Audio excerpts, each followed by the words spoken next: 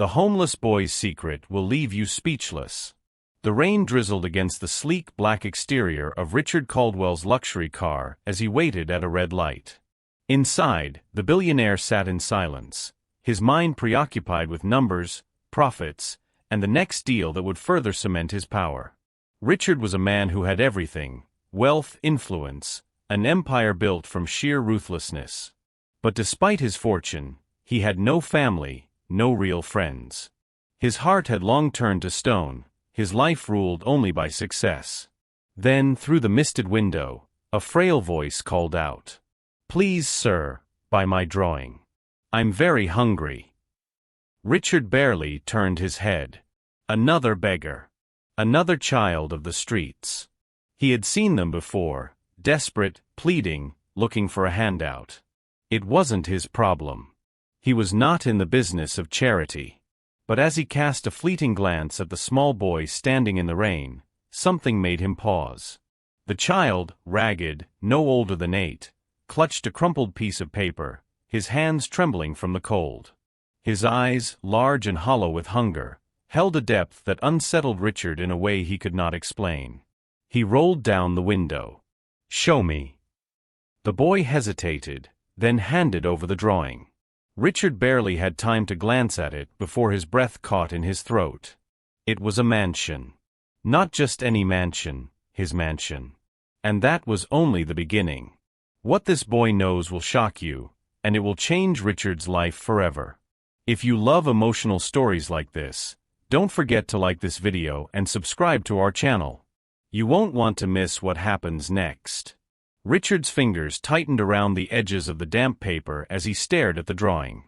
His breath hitched. This wasn't just a random sketch. It was his mansion, every detail captured with eerie precision. The grand facade, the towering windows, the cascading fountain in the courtyard. It was all there. His pulse quickened. How was this possible? He shifted his gaze to the child before him. Noah stood quietly, his small hands clasped together, his eyes locked onto Richard's with an expression that sent a chill through his spine. "This house," Richard's voice came out slow, deliberate. "Where did you see it?" Noah hesitated, shuffling his feet on the wet pavement. I didn't." Richard's grip on the paper tightened. "Then how did you draw this?" The boy glanced down, as if embarrassed, then spoke in a soft, uncertain voice.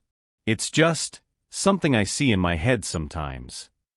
A strange sensation settled in Richard's chest, something between unease and disbelief. The rain continued to patter against his windshield, but he no longer noticed. His focus was entirely on the child and the inexplicable drawing in his hands. His eyes scanned the sketch again. That was when he saw it. In front of the mansion stood 2 figures. One was unmistakably him, a tall man in a black suit, just as he appeared now. Beside him, a small boy, his hand clasped in the man's. Richard's throat tightened. Noah was watching him closely. "Did I do something wrong, sir?" Richard barely heard him. His mind was already racing, piecing together a puzzle he didn't even realize existed. Who was this child? And how did he know things he shouldn't? Richard gripped the steering wheel with white-knuckled intensity as his car sped through the rain-soaked streets. The city lights blurred past, but his mind was locked on one thing: the drawing sitting on the seat beside him. He had meant to dismiss it, to drive away and never think about it again. But the image refused to leave his mind. His mansion. A man in a black suit. A little boy. Richard swallowed hard, his chest tightening. The more he stared at the crude lines on the paper, the more they felt familiar. Because he had seen this before. Not on a sheet of paper, but in his own past. A memory long buried clawed its way to the surface. A child's laughter echoing through the halls. Tiny footsteps running down the grand staircase. A boy's small hand reaching for his. And then, darkness.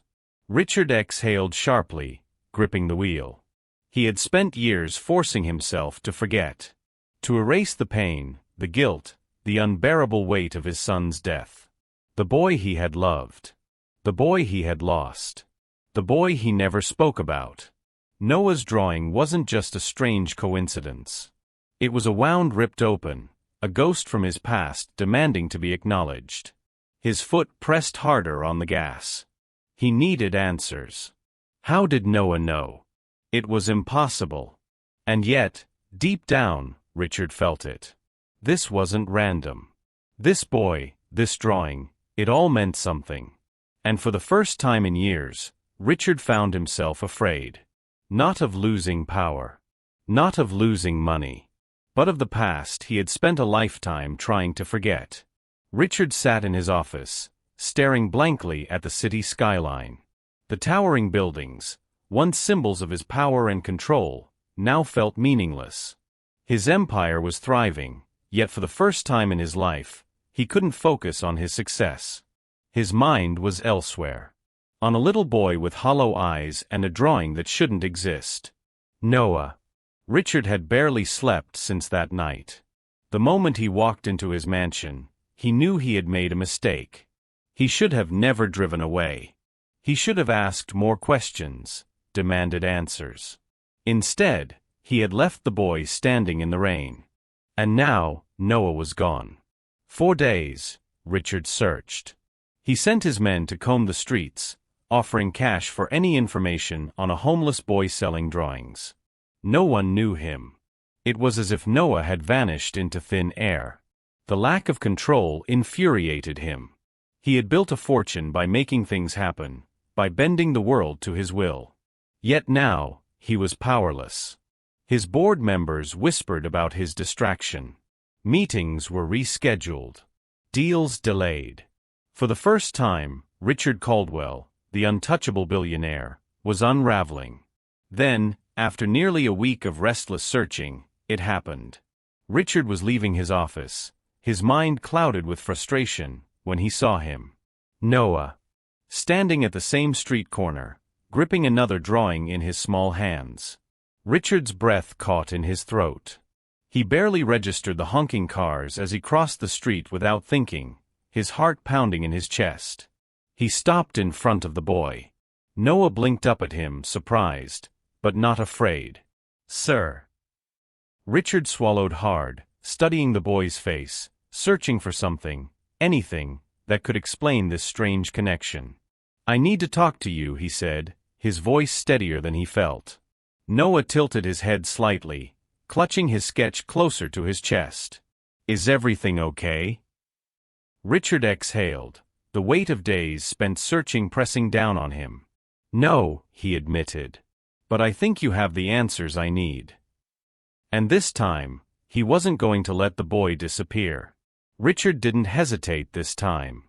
He wouldn't make the same mistake twice.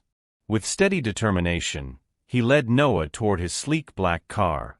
The boy hesitated at first, glancing at Richard as if unsure whether to trust him. But something in Richard's expression, perhaps the desperation, the urgency, made Noah nod silently and step inside. The drive back to the mansion was quiet.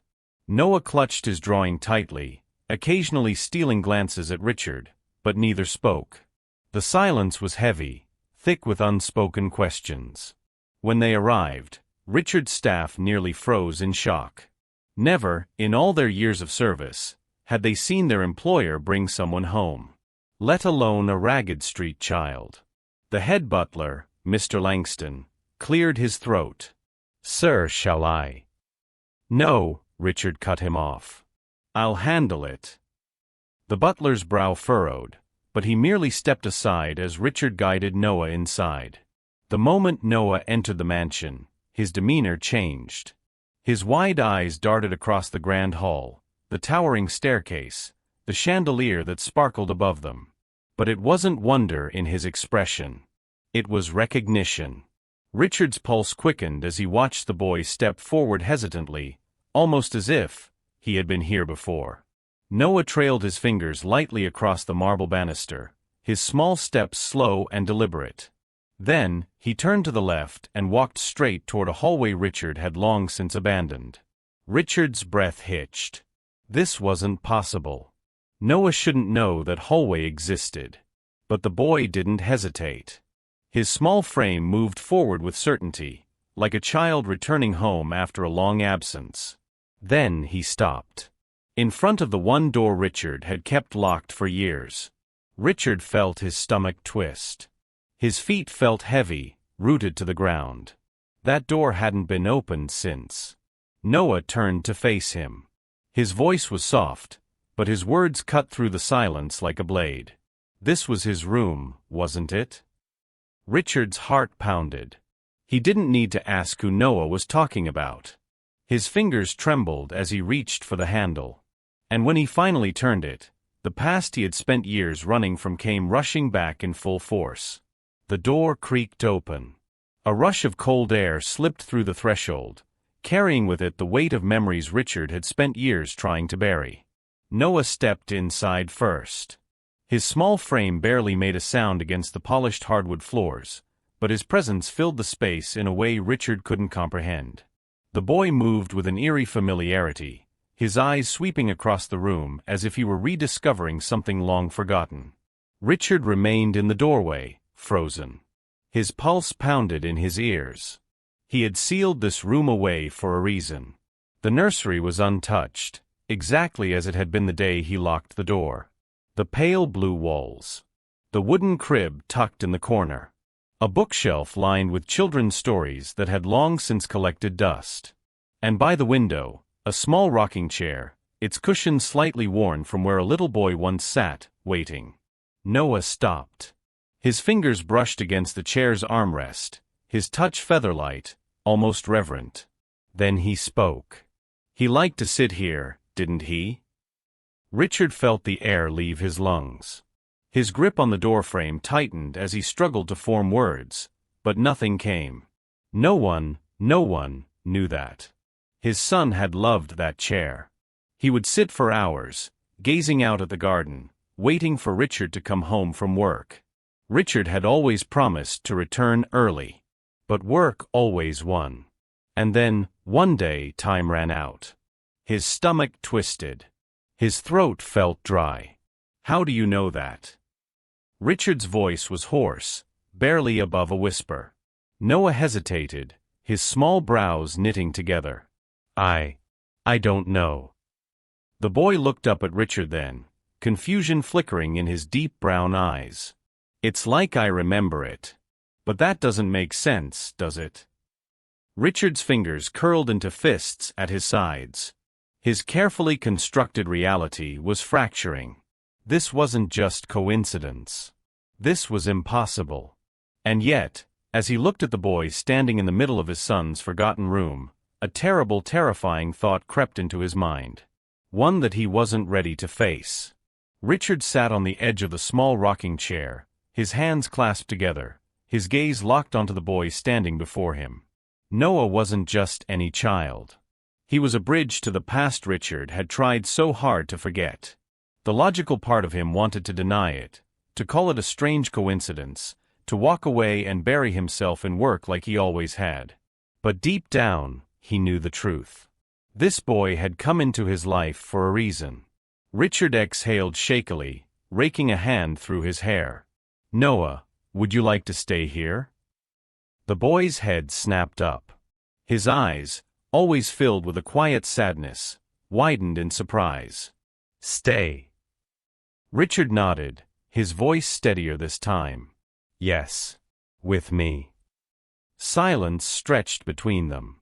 For a brief moment, Richard thought he had made a mistake. But then, Noah's face crumpled and he whispered, "You mean it?" Richard's chest tightened. How long had this child been alone? How many times had he been promised something, only to have it ripped away? He placed a hand on Noah's small shoulder. I do.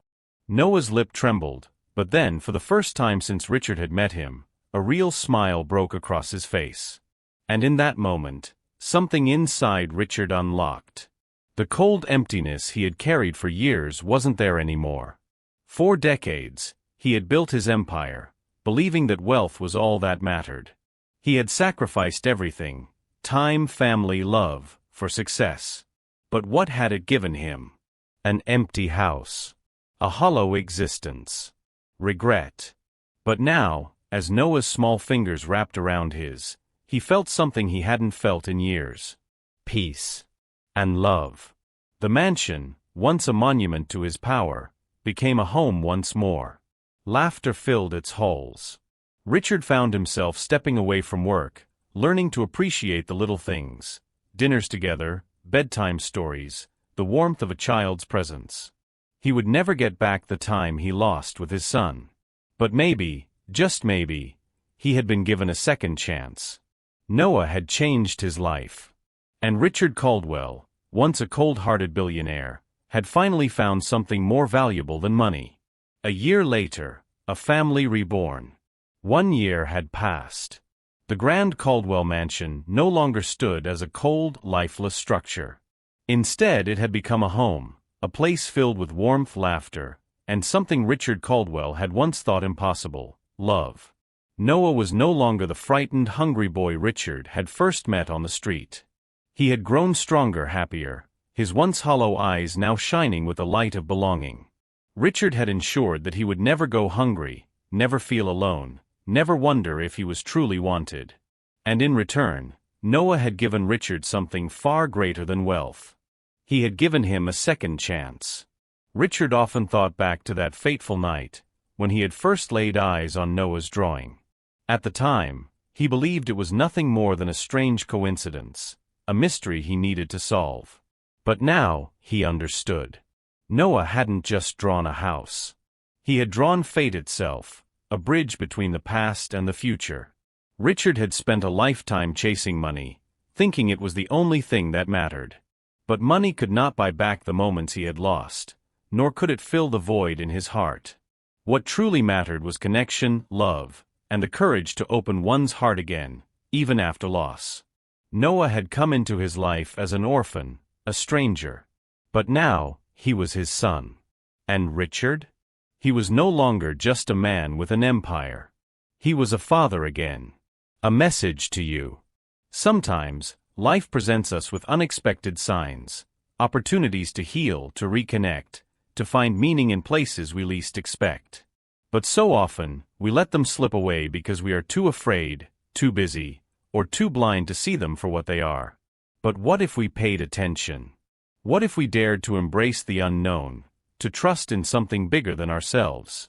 Richard's story is a reminder that it is never too late to rediscover love, to make amends, or to build a new future. And perhaps, your own second chance is waiting just around the corner. If you believe this story carries a powerful message, don't forget to like, comment, and subscribe. Who knows? One day, you may encounter a miracle that changes your life forever.